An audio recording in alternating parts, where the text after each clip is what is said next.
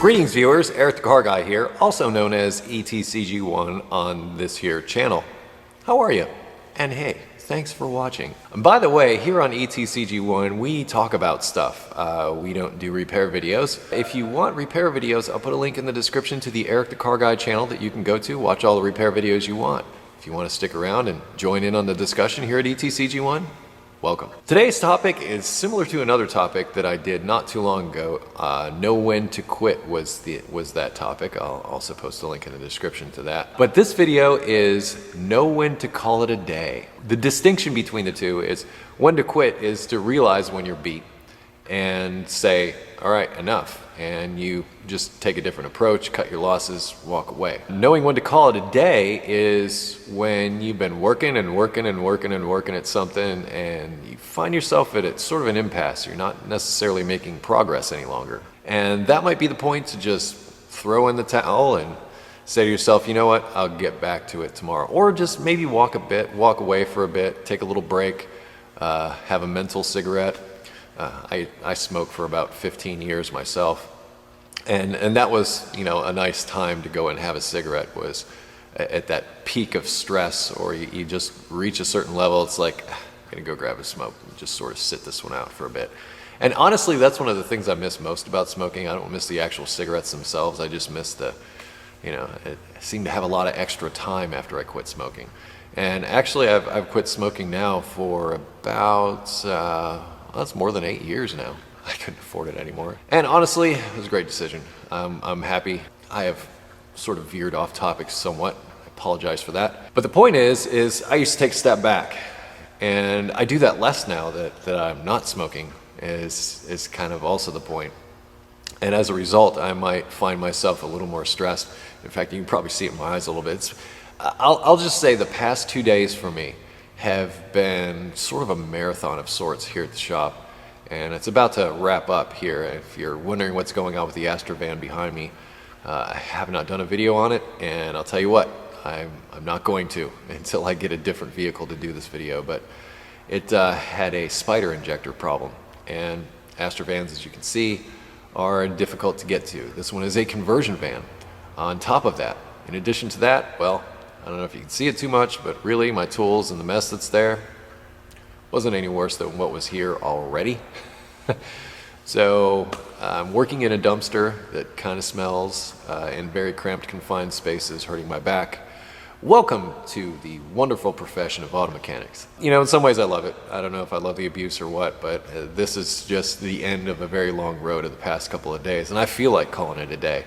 And it's one of the reasons why I'm making this video. But that's the point I'm trying to make. You reach a point, you've worked, and you've had it. It's not that you're done with what you're doing, it's that you say to yourself, if I keep doing this, there's a real good chance I'm gonna screw something up. Like maybe you torque on something a little too hard, snap a bolt, and that ends the day right there. You know, so especially if it's in a hard to reach area and it's imperative that you repair it. Oh, those are like the worst. And we all do this. Anybody that does this for any length of time has found themselves in that situation where they just hit a wall.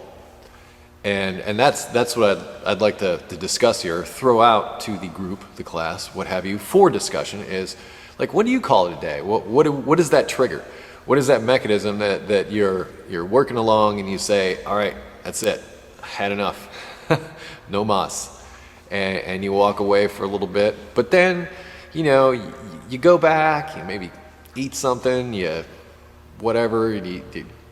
come back the next day, refreshed, ready to go, ready to tackle the problem. I mean, it's still all sort of in the bank of your mind, you know, the procedures, the things that you have to go through. But in a way, you've had time to just sort of sort it out. You've been able to separate the wheat from the chaff, so to speak, to where you're clear, you're focused. And I think those little breaks are important, especially doing this, because it can be a very stressful occupation.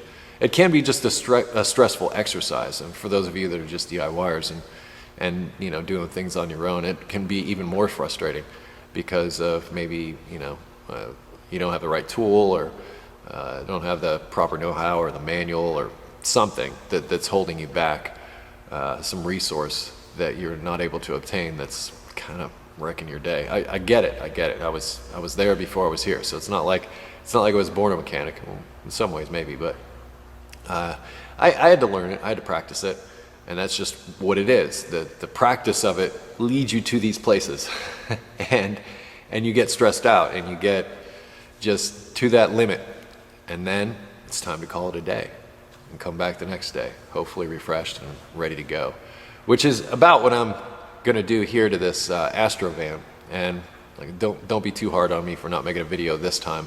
I'll tell you what, this is what I will do. I'll show you the dirty, ugly parts. There she is. Yeah, and then I give you some indication. Gasoline in the groin. It's strangely liberating. All right, well, enough of that. Okay, I'm gonna wrap this video up now, and I hope you're amused by my plight here. If nothing else, we're entertained here at ETCG1. But hey, if you have automotive questions, I would ask that you go over to airthecarguide.com. I know this looks wrong, but I'm just sort of trying to make this evaporate. I'm doing this. I can't imagine how this must look. I'll see if I'm even going to put this video out. Well, why not? You know, everybody's dumb at some point, and I'm dumb. Hey, head over to airthecarguide.com. That's feeling a little better. Head over to airthecarguide.com, and there you will find a list of the most commonly asked questions that I get, split up into categories and subcategories and videos and text and pretty pictures to look at.